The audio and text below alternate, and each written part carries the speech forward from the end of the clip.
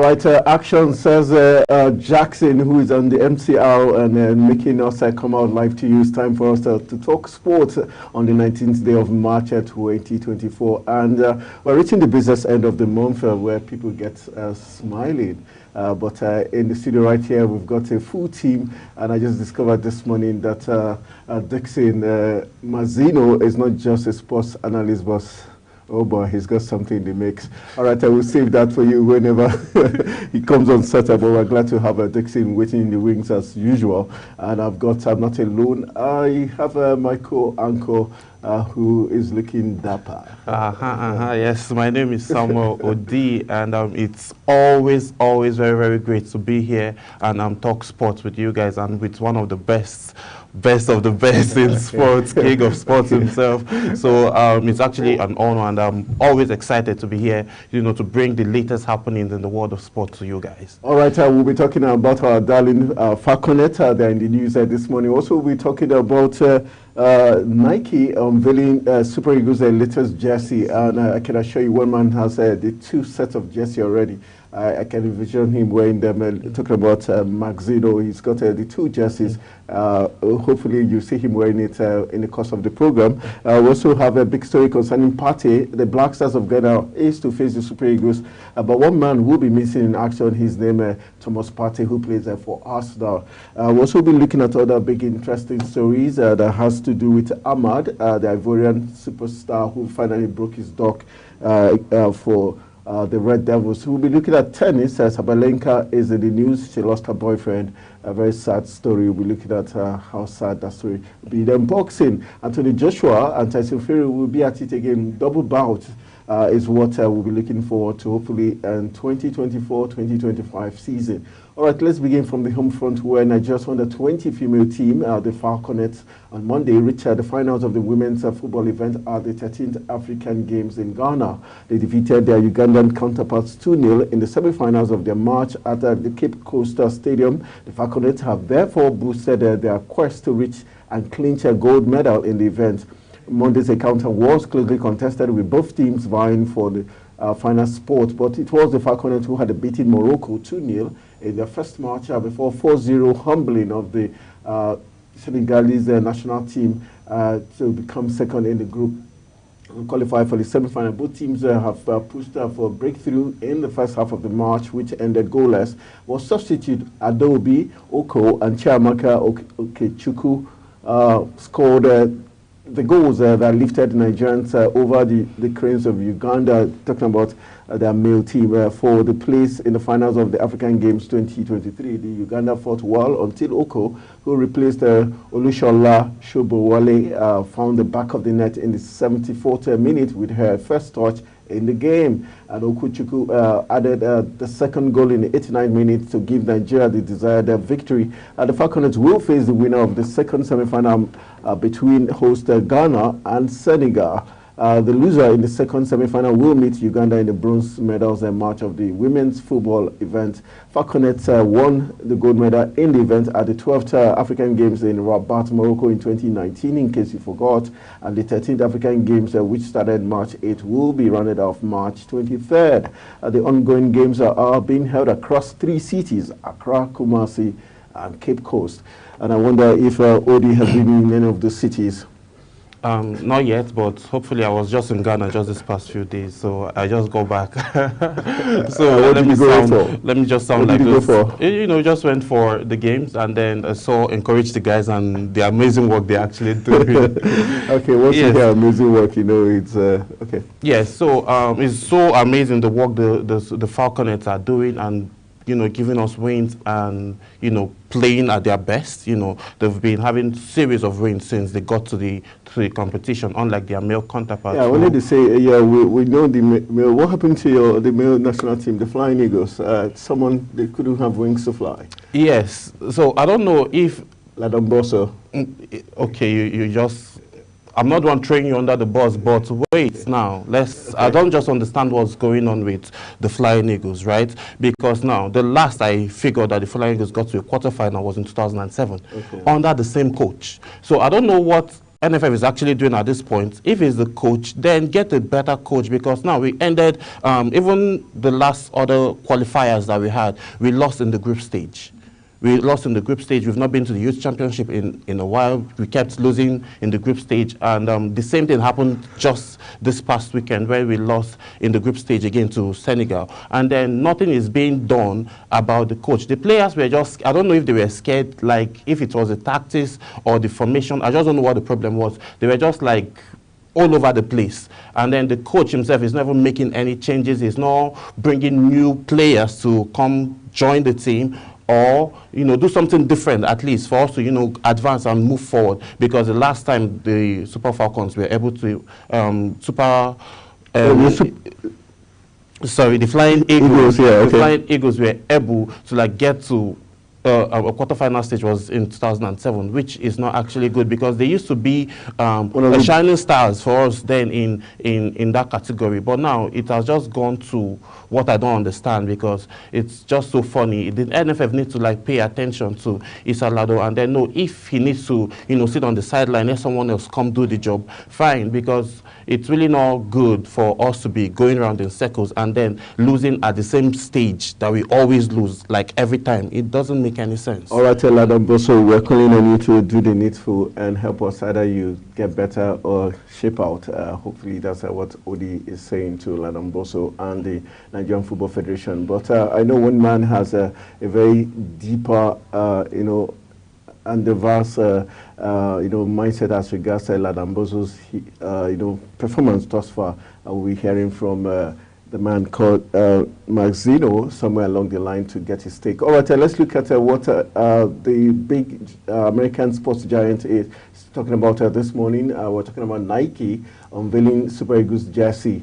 Sportswear giant Nike has officially unveiled the 2024 home and away jerseys of your darling Super Eagles of Nigeria. The Super Eagles jerseys were revealed in a video shared by Nike's Instagram page, putting an end to the considerable speculation and suspense following the leaked viral designs. For the first time in 3 years, the Super Eagles will wear white as their home kit, with the green shirt, Nigeria's traditional home outfit, serving as their away kit. The initial excitement among Nigerian football supporters for a new jersey ahead of the African Cup of Nations event was crushed when the NFF issued a statement denying speculations of the new jerseys. The new home jersey has green tape on the sleeves and shorts with a faded eagle design on the front. The Super Eagles badge is notably missing from the shirt, but appears on the shorts, while the Nike logo is in red, which deviates from the standard of Super Eagles color pattern. And let's look at the new jersey. Do you think you love the new jersey?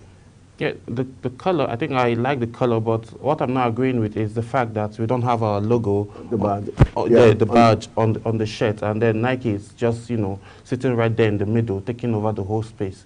So I think that should be looked into, because our logo, it's our color. So the Eagles should be boldly, not faded, boldly, you know, from the image I can see it, but we need it to be boldly out there, showing that, yes, thank you very much. We really need it to be out there, because I don't understand. We are not playing for Nike. We are playing for the Super Eagles. I don't know why the Nike logo is sitting right there. You can see Niger on the white. Niger is different. The logo is different. Do you like the fact that Niger, I like the color. It's written there rather than Nigeria? I think Niger, you know, it's like a slang, you know, it's like a slang. So I think I'm not paying so much attention to that, but what struck me most is the fact that the logo is not there, which is actually supposed to be there. So I don't know why that. But now they put the logo on the shirt. It has to be there. Even in other professional football clubs, their logos are there on the shirt and also on the shorts as well. So I know they are trying to say this is a different design, but you can't create a design and not put in the particular logo where it's ought to be. All right, let's hope and see. I think the other one, that is the away jersey, has the logo on it. Well, what do you think about the fact that the green, which is our traditional home kit, is now turned to white, and the white now becomes our home kit, while the green is the way? Does it make sense? I think the NFF needs to look and then take a final decision on that, because I think now Nike are just like bringing this to the table as a suggestion. So I don't think Nike have the final say in this decision. I think the NFF have the final decision, have the final say. Okay, in the shade of the green, are you okay with the shade of the green? Because there were times when we did not know which shade of green we were having anymore. There were times it looked like lemon green. Well, this looks different from what I'm saying now. I think it looks different from what we had before. This looks a bit darker. I think it looks a bit darker than the previous one we had. All right, so let's talk more about the Super Eagles before we go for a quick break. Let's talk about this story that concerns Nigeria playing Ghana. Arsenal midfielder Thomas Partey has pulled out of Ghana's squad to face the Super Eagles of Nigeria in an international friendly on Friday. Partey is yet to feature for the Gunners this year as he is still recovering from an injury, and the 30-year-old sustained a groin injury in November 2023 that required him to go under the knife. The midfielder was scheduled to return early February but suffered a setback with the same injury. This means Partey has played just 276 minutes of Premier League football this season. The Black Stars had called up a former Atletico midfielder for their upcoming friendlies against Nigeria and Uganda. However, Partey is understood to be excused himself as he works towards reaching full fitness. For you, Partey missing, not a problem?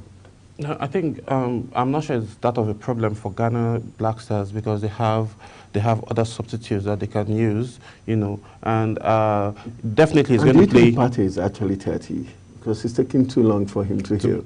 Yes, that is another thing. Okay, I didn't want to say it, but now that you've said it, okay, you want to say I didn't want to say it, but now that you've said it, because your friend Mark Zay is already nodding to agreeing that they were classmates. Ali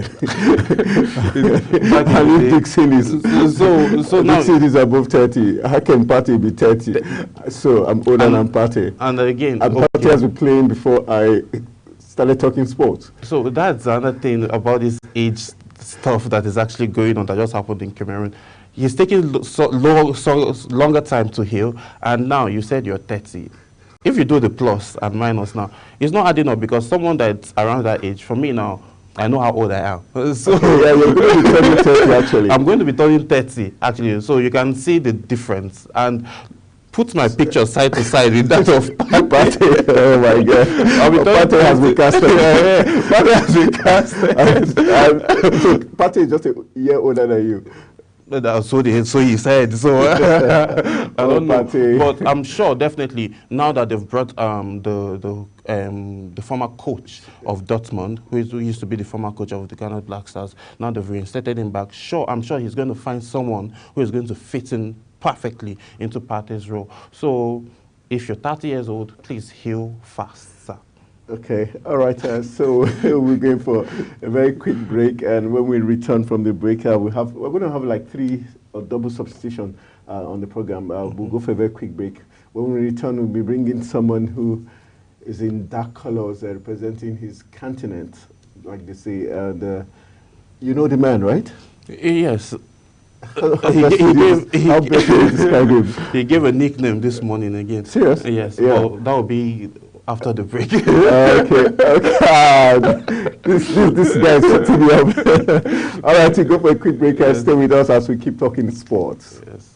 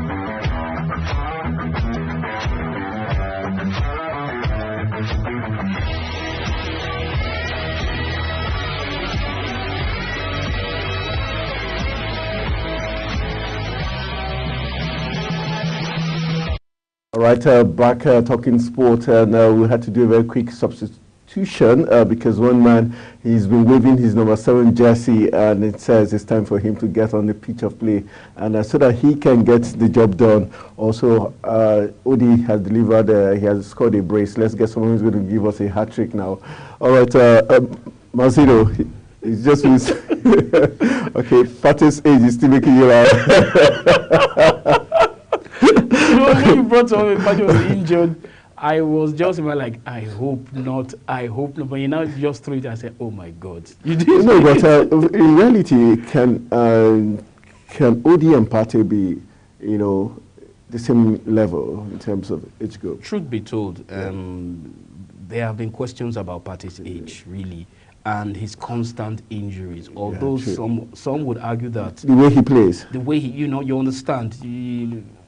Well, I don't know his age. Based on what he says he's 30, right? Yeah. But if you really look at it, you will feel like he's a bit older, definitely. He looks 6. Because he has played for the Black Stars, even when Asamoah Gyan and others left the scene. I have Ghanaian friends. I don't want them to get on me. But the truth is, I think Partey's time with the national team, even with football, is coming to an end because his body can no longer carry. But again, like I said, some people may actually not be old. Okay. It's just their body constitution and metabolism. But in Partey's case, I think you should start thinking of post-football. Are the Black Stars going to miss him, especially when they face the Super Eagles? Definitely, because if you've watched the matches that Partey has played for Ghana against us, he has something. I don't know whether he has something to prove against Nigeria. Even when he played for Atletico Madrid, that match they played against the all-stars of the NPFL, you saw that he took it personal. When the Black Stars played Nigeria here for the World Cup qualifiers, he took it personal. So definitely that passion, that power would be greatly missing, no doubt. But the truth is, this friendly match for me, for both countries, is an opportunity to try other people, and also those are the key players, just to keep them in shape. You don't want anybody to get injured now. You take it easy and just try out new formations. For the Ghanaian coach coming back after taking them to the World Cup, he would definitely want to try a thing or two. For Finidi George, who is going to lead the Super Eagles, he would also want to try out some new formations that might help going forward. But will the result count? Well, it's Nigerian. So bragging right, banter, definitely. Especially for the Ghanaians, they take it personal. Whenever they see it's against Nigeria, whether it's male or female, they put in that extra to them. It's just they have a point to prove. And for us, yes, we have a point to prove, but it's just more of rivalry. For Nigeria, we are now number 3 in Africa, or number 2. So it will be good to get one over Ghana to maintain that ascension. Then also beating Mali, that would also help. So for us, it's to keep our momentum within the African continent high, then also to try out new players or players that have played before but have not been given the opportunity, like Murphy, who want to see him play because he's so terrific for Nice in France. We want to see Dessas, who has been pushing Rangers so much in the SPL, players like that. And for Ghana too, the problem with Ghana that they've had, and I've always said it with my Ghanaian friends, is there's this refusal to let go of the past, in the sense of the Ayew brothers. For me, if you ask me, they should actually leave the scene. Do you think it's because of their father? That's why it's definitely. It is definitely. It is because the truth is, for some national teams, former players have a influence and and that reverence, and they have a voice within the back. Board of is that what Iwobi is enjoying? That is what some people have said too. That even there was a video where Iwobi was having a haircut, and he said that I just sat on my own neck, and they just said, "I'll make a complaint for Nigeria." Like, oh, okay, that kind of thing. So, saying is the nephew to Arsenal coach, and they just say, wow, come. It's not bad. It's not bad. All right, you understand? But the thing is, we expect much more from him. And so much responsibility had been placed on his shoulders. In fact, because of his uncle's performance. Yes, but the truth is, he's a good player, but not as good, or not in that mold. It's just for the coach to actually play to his strengths and forget all the hype and expectations. Get the best out of him, and Iwobi will definitely fly. The same thing with Ghana. The Ayew brothers, Jordan and Dede, they've been there since 2010. This is going to over 15 years. They should actually leave the scene. It's not fair. And I've told my Ghanaian friends that the main reason why the Black Stars seems to have stunted is because those guys must play. Why must they play? Their last match at the AFCON, they were leading 2-0 against Mozambique. Jordan scored 2 penalties. Dede came in and everything changed. He caused the penalty that led to Mozambique getting back into the game. And before you knew it, everything collapsed. Enough is enough, really. So that's why I say for the two countries, Nigeria and Ghana, it's not really a bragging right, yes, but let's try something new. Ghana, they lost to Comoros Islands in the World Cup qualifiers. They need to get back. Nigeria has not won any match. So it's about building and having the right formation to go ahead for the two teams. All right, let's return back to Nigerian jerseys. What's your take as regards the new jersey and how often Nike comes up with different jersey patterns for the Super Eagles? And do you think we've gotten the class we had in '94 and '96, where our jerseys were termed one of the best jerseys in the world, and it sold like fire? Anthony, I must tell you that for me, personally, nothing comes close to 1994. There was just something about it. I don't know whether it's because there was just something extra. If the green made sense, the white, oh my God. You can even if you go to the shops, that particular white, you still, and people still buy it. Yeah. Then of course the 2018, the one went to Russia. Those were the ones that had the wings. Exactly. Those were fashion statements. And in fact, it now brought out the other side of the business side of football for Nigeria. But in terms of the consistent changing of jerseys, it's not actually Nigeria. It's a Nike thing. I think what they are just doing is they just want, for them it's business. For me, I feel, if you ask me if I have my way, I wouldn't change my jerseys for like 3 years or 4 years. I mean, when you keep changing. Like the Germans used to do there, and we had that the rainbow. Exactly, you know, from time to time, but not every two years you keep changing. For this new jerseys, well, the white one, like was said earlier, it's a bit plain. It's a bit plain. The Niger thing is they are speaking to a younger demography of Nigerians, because that's how they know it. The badge, rightfully, it should be, the crest should be there. It should be there. That doesn't take away the Nike logo from being there. You put the badge on one side and the Nike on the other side. Why take the badge to the shorts? But you know, some of these things are done by younger people, and they have their own way of thinking. They are more fashion. They think in terms of fashion and stuff like that. For the green, it's swapping the green to be our away jersey and white now, because we used to have this feeling that the white brings us ill luck. I still have that feeling. You still have that feeling too, okay? Because in the past we lost a lot of great especially matches against some very teams like Cameroon, you know, Ghana, Egypt. You have that nervous feeling when you just see the teams file out and oh my God, we're in trouble. But funny enough, with the white jerseys, we also have some memorable victories. We remember the 1994 World Cup we won. Remember the first match we won at the FIFA World Cup. So many matches. So I think it's just more of superstitious. But for most Nigerians, they would rather the green is our home jersey, and I am totally in support of that. That should be our home jersey, and we are not bound to follow what Nike says. It's our turf, and if we're playing at home, we say we're at home. We have the right to wear the green. And what's fascinating about the green, the former jerseys, the idea was Ankara. They were inspired by Ankara, but this one is inspired by the mangrove of the Niger Delta. It's very clear. They had said it before, the Nike designers, that the theme for the green jersey was going to be the Niger Delta mangrove. Wow. And if you look at that jersey now, you see that it gives you an idea of what they're talking about. Initially, I was seeing claws, more like claws, but it makes sense when you talk about the mangrove of Niger Delta. That's why the thickness of the green. That was the concept. And for me, it is lovely. Personally, I prefer this green, and I know that on the market space, it will sell more. It will sell more. There's just something, because even by the time we now bring another set of jerseys, this one will remain in the market. That one I can assure you. And I give credit to NFF, especially under Amaju Pinnick. He was able to key into the merchandise aspect of sports. I mean, I remember the very day the jersey for the 2018 World Cup was released. I remember when I put it up on my office sports website, we had almost thousands of views, and within 30 minutes or so in London, it was sold out. They couldn't cope with the demand until today.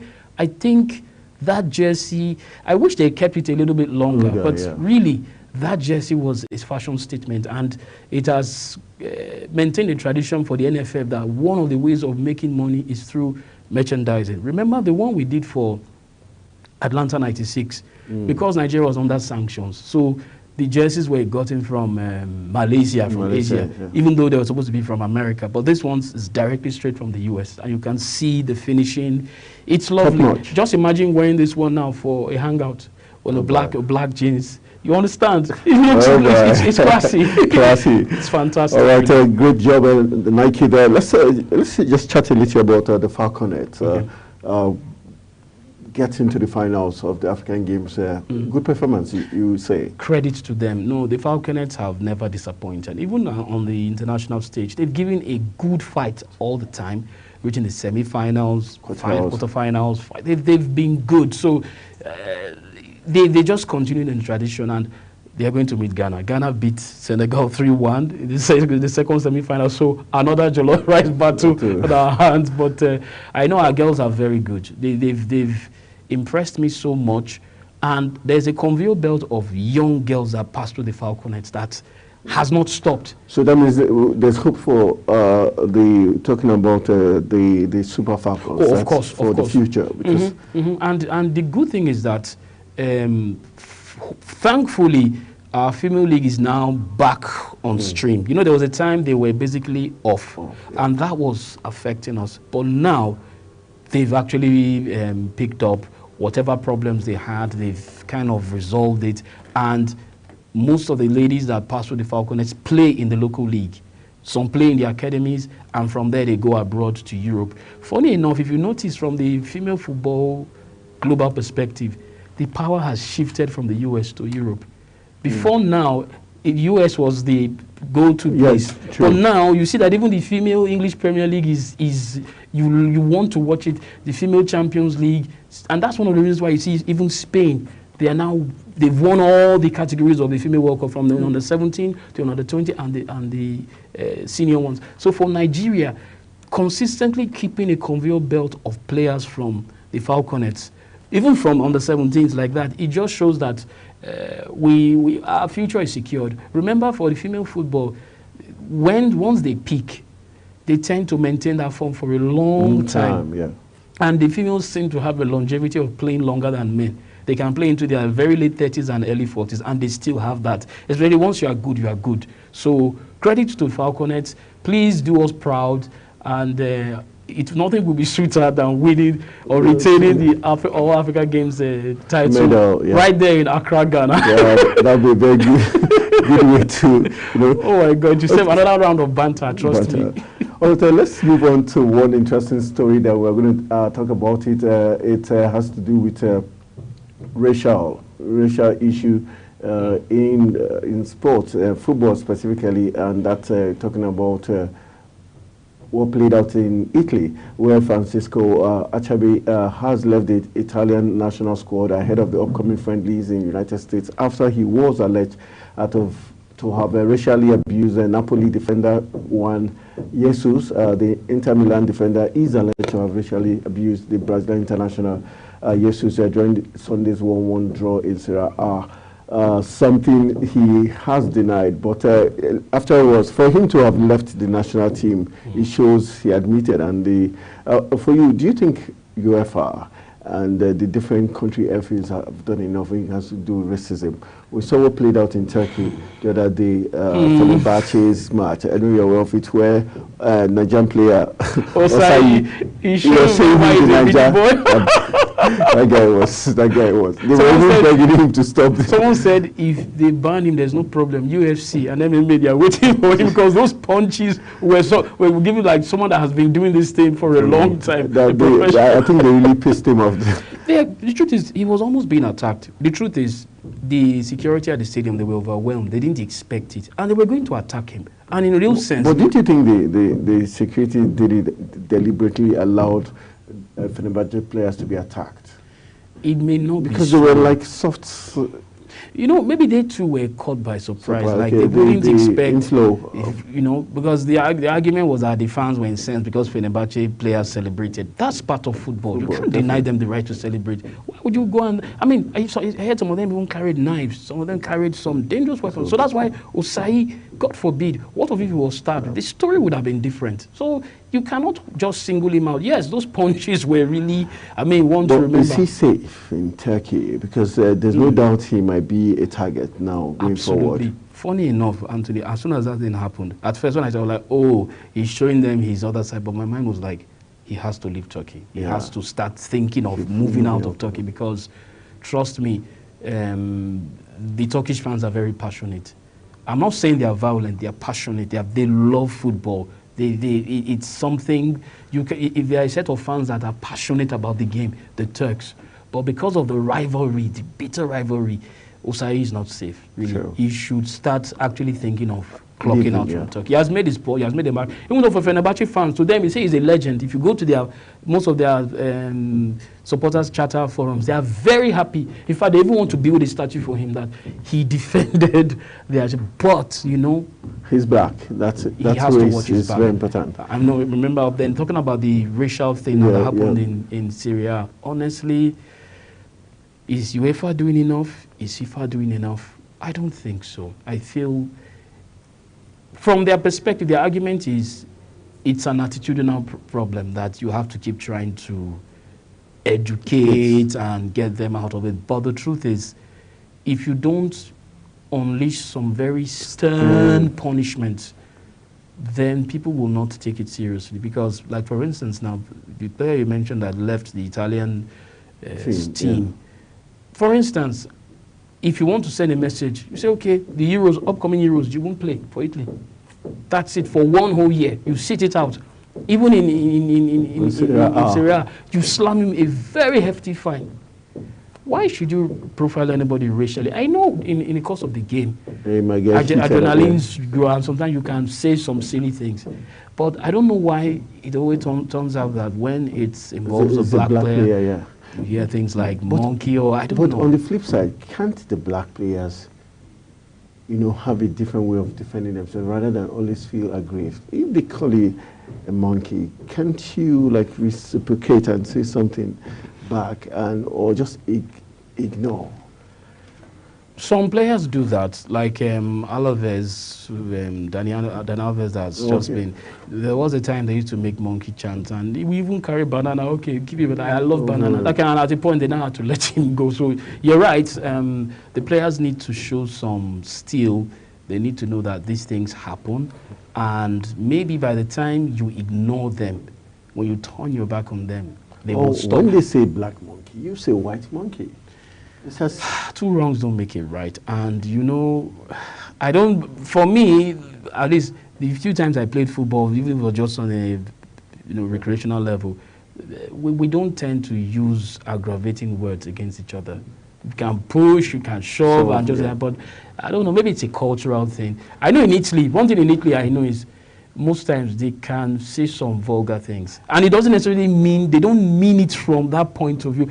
Italians they're like Africans, but they can just say some things, and for instance, they can even insult parents and stuff like that, and just say something nasty. But it ends there for them. They don't take it personal. They walk off. But for we blacks, and because of the history, there's a historical perspective. Remember, there's a historical perspective. Many people don't know this. One of the reasons why Brazilian football is the way it is that when it first was brought from England, Scotland to Brazil, it was mainly for the white Brazilian population. When the blacks were brought into play at a point, most times they suffered not just racial abuse, but vicious tackles that were meant to maim them.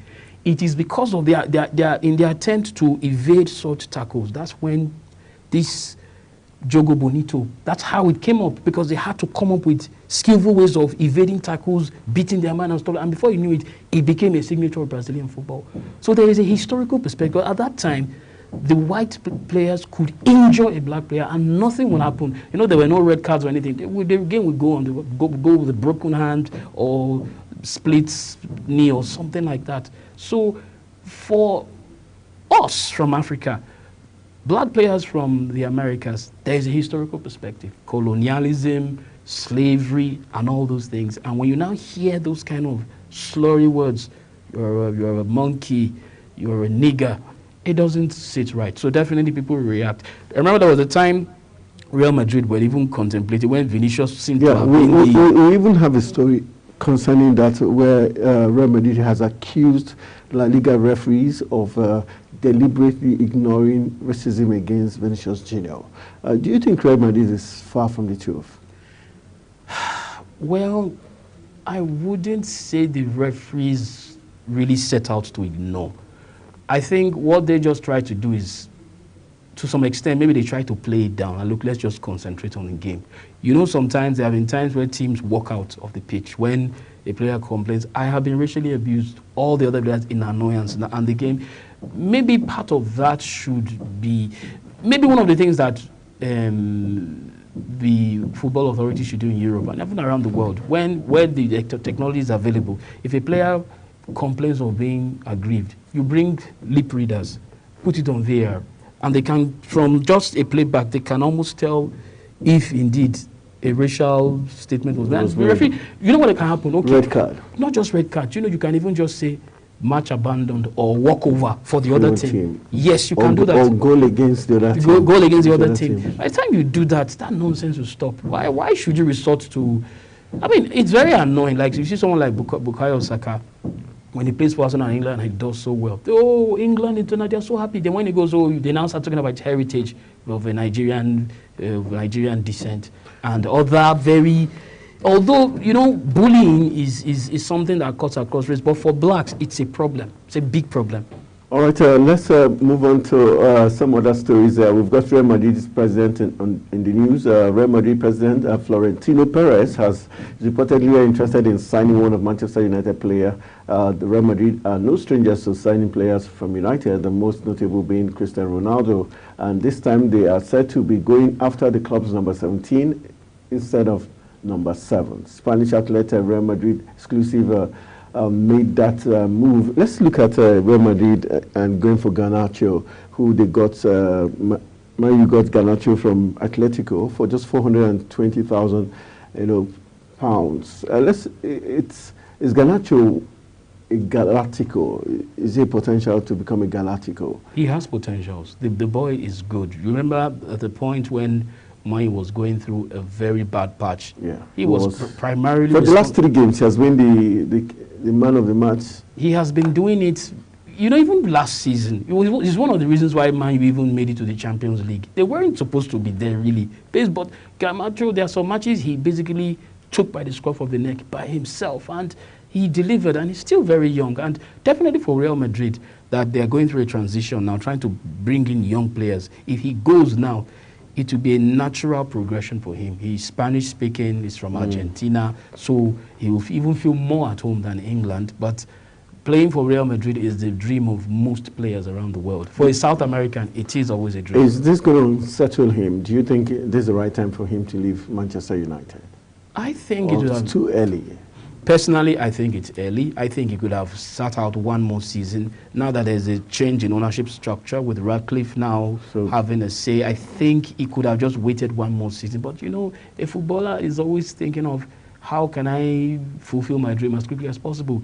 Win trophies. He will want to play in the Champions League. He will want to play in the FIFA Club World Cup. He will want to play in the La Liga derby with El Clasico, you know, and he's South American, so the optics will always, even for Liverpool's Luis Diaz, he too, if for instance Barcelona comes calling at some point, you will know he will definitely go. So it's a no-brainer, really.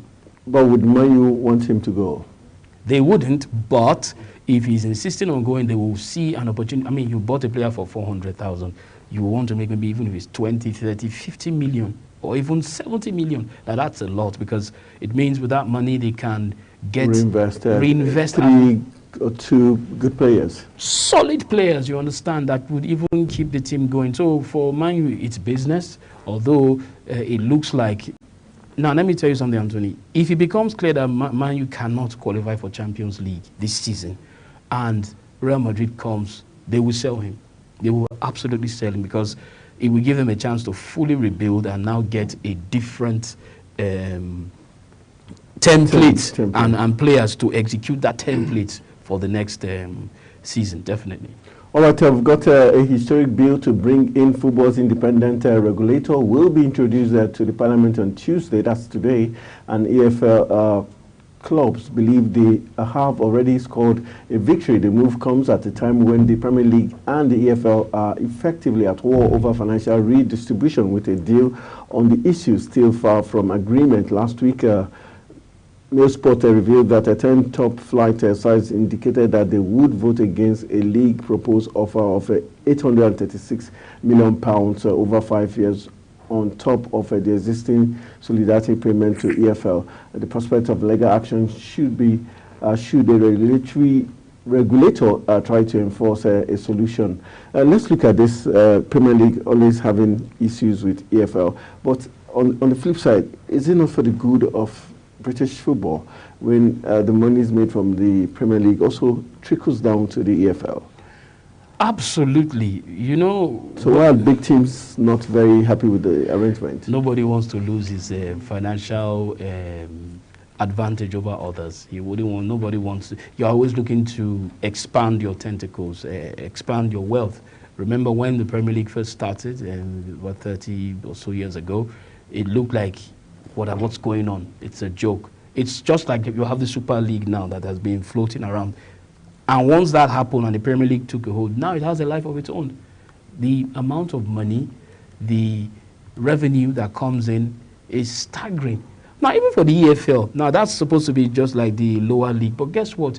It's almost richer than some countries' top leagues right now. I mean, for instance, if in the EFL now, if you qualify for the Premier League, you're guaranteed almost £100 million just to move to the Premier League already. Then how much more if there is a window that sees money is trickling there? And if you watch the EFL matches, they are absolutely competitive. You see countries, their first team players going to the EFL now. You see teams like Ipswich Town, teams like Colchester. They are doing very well financially. So I understand that little angst from the EPL, but hey, come on. They have to just, look, this thing, as we say in Delta, the good should go around, the food should go around, let people enjoy this thing. I mean, come on. Okay. It's good for the game, and the truth is for the EFL, it's an opportunity, especially for the younger English players, to have that exposure. Because even right now, as we're talking, many foreign players are going to the EFL. It's almost like a replica of the Premier League. Maybe not, but the intensity is faster because they are playing typical British football, fast-paced crosses and other things like that. So definitely they would want to have a share of the pie and will want to expand. But all in all, it's good for the game. I like it. All right, let's take this story. Amad Diallo is in the news this morning. The man who scored the winning goal for Manchester United was shown a yellow card for his wide celebration after producing the unlikely winner for Manchester United with his 121st minute strike in the quarterfinals of the FA Cup. The 21-year-old Varane came as a substitute in the 85th minute for Rafa Varane and produced the match winner after Garnacho broke free after winning a misplaced pass from Harvey Elliott. The United player admitted that he forgot about his first yellow card having been booked just 6 minutes earlier for tripping Virgil van Dijk. Despite seeing red for whipping off his shirt in celebration, Diallo won't miss the United FA Cup semi-final clash between Coventry City thanks to the recent rules introduced into the English game, although Diallo will have to serve a one-match ban. So is this good news for Diallo and Manchester United? It's funny I'm being asked this question because as a Liverpool fan, of course, I'm not happy. I'm still you know what I mean? What a time to score that way. How could I have forgotten to say congratulations, Liverpool? Oh my God. It's nice doing business with you. Look, if I tell you something, do you know I have refused to go online to see highlights or even match reports of I wish my not just don't. It's heartbreaking. It's heartbreaking. But what do you think played out? Because for me, I gave up after Liverpool scored that 2 and I was like, you're a Man U fan, right? Yeah, technically. Okay. But what do you think played out? What made? Did you think Liverpool just thought they had wrapped the game up? I think Klopp got it very wrong. You took out Szoboszlai, you took out key people. Like, you just felt it was all done and dusted. It's Man U we are talking about. You know, for Man U, the rivalry between Man U, East versus West, Northwest versus Northeast is there. You should have gone for a second goal to cushion. Then you now pull back. Yes, Man U scored first, and traditionally, as you've done this season, you came back. But you should have gone for the kill. And credit to Manchester United, they wanted it more. There's no question about it. It meant so much to them. For Diallo, what a time to score. The red card or yellow card is inconsequential. He scored in added time of extra time. Because if they had gone into penalties, anything could have happened. Because it would have been Onana versus Kelleher. And Kelleher has a better record when it comes to penalties. So Liverpool may have had the advantage. But for Man U, I'm a Liverpool fan. Of course, I'm pained. And of course, like I said, I've refused to look at the highlights and reactions. I don't want to see it. But I must say it, on the day, Ten Hag got it right. It meant so much to him. He threw everything, his whole knowledge, and they played for him. Did you think Anthony's entrance and Diallo's entrance really turned the tide? Definitely. For was it just a fluke? A fluke, yeah. Because for me, at times I feel it was a fluke. Well, it was a lucky fluke, let's put it that way. It worked out this time for Manchester United. For Diallo, you know, he had been shifted around on loan, and he now... Trust me, for the Man U fan, in their annals, that goal by Diallo, the way it was scored, the timing it was scored, he's already a folk hero there. It's like for we Liverpool, Origi, no matter what, he is a chief, he's a landlord. Yeah, that goal. Always, especially against Everton, he was always delivering, and anytime there was a substitute and the camera would pan to Everton, but they start panning, and he must deliver. And so wherever he goes, we love him. So for Manchester United fans, Antonio, you know, we've been making fun of him, we've done banter, and I won't lie, I've been a chief banter in chief when it comes to that. But he actually, him and Diallo, it meant a lot to them. Like I've always said, when your team plays for you, even if you're an average player, you will deliver somehow. And they played for Ten Hag. We've had issues of Ten Hag having one or two go at some players and all that. But this time, they put all that aside. The enemy was here, Liverpool. We needed to make a statement. They have never won an FA Cup match here at Old Trafford. We must maintain that record. The 11th time we've knocked out Liverpool, and they did it. Congratulations to them. Painfully, congratulations to them. Okay, next time we'll make sure you wear a Manchester United jersey. I feel so happy knowing you're a Liverpool fan. Oh my God. All right, let's wrap the conversation up talking boxing. Time not Alfred, and we're going to have Odi jump right back into the team again. But a quick one on boxing. Eddie Hearn has reviewed that Anthony Joshua and Tyson Fury could sign a 2-fight deal to finally face each other, with one of the bouts potentially taking place at Wembley Stadium. Joshua dispatched Francis Ngannou inside the 2 rounds in Saudi Arabia earlier this month, and has now had 3 of his last 5 fights in the Middle Eastern country. Fury also fought in Saudi Arabia last time out against Ngannou, and is set to return there in May in his undisputed clash with Alexander Usyk. Is this a setup for Anthony Joshua? Can they just get this match done and dusted? Look, we've been on this thing, trust me. The mere mention of this... But who has the momentum right now? Is definitely with Joshua, because of the manner he took out Ngannou. Before then, he was already like a basket case amongst the boxing purists. They always felt like he's just a fine boy that has the looks, but he doesn't have the killer instinct. But we saw against Ngannou, he was devastating.